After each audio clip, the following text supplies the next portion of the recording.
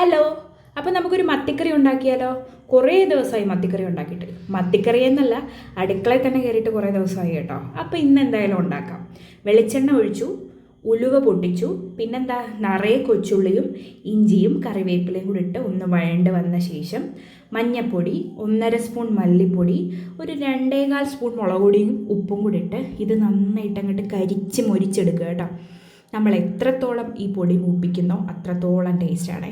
അതിനുശേഷം നമ്മുടെ കുടംപുളി ഇടുക കേട്ടോ. ഇത് ഞങ്ങളുടെ വീടിൻ്റെ ഓപ്പോസിറ്റ് വീട്ടിൽ നിന്ന് തന്നെ കിട്ടിയ കുടംപുളി നമ്മൾ ഉണക്കിയതാണ്. അപ്പം നല്ല ഫ്രഷ് കുടംപുളിയാണ്. പിന്നെ അതേ ചൂടുവെള്ളം ആവശ്യത്തിനൊഴിച്ച് നമ്മുടെ മത്തിക്കുട്ടന്മാരെ, നല്ല ഫ്രഷ് മത്തിയായിരുന്നു കേട്ടോ, നല്ല ബൊന്തം മത്തി, ഗുണ്ടുമണി മത്തി എന്നൊക്കെ വേണേൽ പറയാം, ഇങ്ങോട്ട് നിരത്തുക. എന്നിട്ട് ഇത് നമ്മൾ നേരെ അടുപ്പിലോട്ട് ഷിഫ്റ്റ് ചെയ്യുക കേട്ടോ. കാരണം അത്യാവശ്യം ഇപ്പം വിറകും ചുള്ളിയൊക്കെ ഉണ്ട്. അപ്പോൾ അമ്മ കൂടുതലും അടുപ്പിലാണ് കേട്ടോ കൂടുതൽ വെക്കുന്നത്. അങ്ങനെ ഞാൻ നേരെ കൊണ്ടുപോയി അടുപ്പിലോട്ട് ഷിഫ്റ്റ് ചെയ്തിട്ടുണ്ട് ഗൈസ്. എന്നിട്ട് അടുപ്പിലിരുന്ന് ഇങ്ങനെ വറ്റി വരുമ്പോൾ പ്രത്യേക മണമടിക്കും. അത് കൂട്ടി അങ്ങോട്ട് ചോറുണ്ടാൽ അടിപൊളിയാട്ടോ. അപ്പോൾ അത്രേ ഉള്ളൂ.